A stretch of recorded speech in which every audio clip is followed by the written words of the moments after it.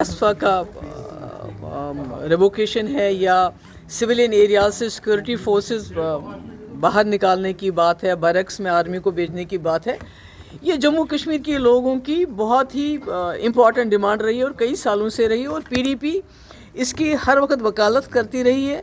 और यही वजह है कि जब हमने बीजेपी के साथ अलायंस किया तो उस अलायंस एजेंडा ऑफ अलायंस का ये बहुत बड़ा हिस्सा था कि जो ही जम्मू कश्मीर में हालात बेहतर हो जाते हैं, एसफा को भी ख़त्म किया जाना चाहिए और सिक्योरिटी फोर्सेस को भी सिविलियन एरियाज से बाहर निकालना चाहिए।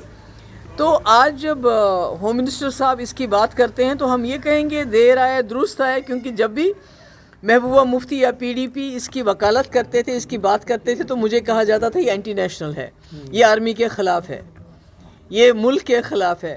तो अब हम ये सोच रहे हैं कि बात इलेक्शन के वक्त इन्होंने की है, क्या ये वाकई सीरियस हैं या ये एक जुमला है?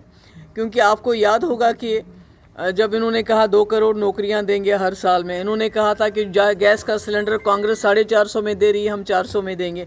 इन्होंने कहा था 15 लाख रुपए हम हर गरीब के अकाउंट में जमा कराएंगे। ऐसा तो कुछ भी नहीं हुआ।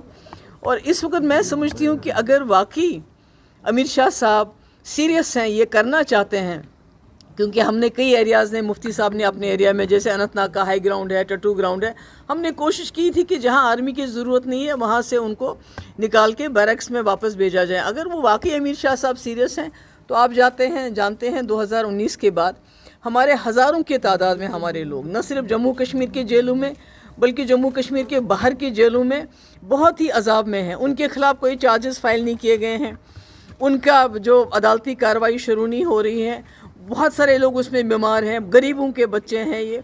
तो अगर वो चाहते हैं कि जम्मू कश्मीर के लोगों को जो उन्होंने ज़ख्म दिए कुछ उसमें मरहम हो जाए, तो सबसे पहले कितने जर्नलिस्ट हमारे बंद हैं, तो कम से कम पहले उनको रिलीज़ कर दें, जिनके ख़िलाफ़ कोई चार्जेस नहीं है, जिनकी कार्रवाई नहीं हुई, जिनका कोई इल्ज़ाम उनके ख़िलाफ़ साबित नहीं हो। तो हम सोचें ये सच बोल रहे हैं, अदरवाइज़ तो ये जुमला लगता है।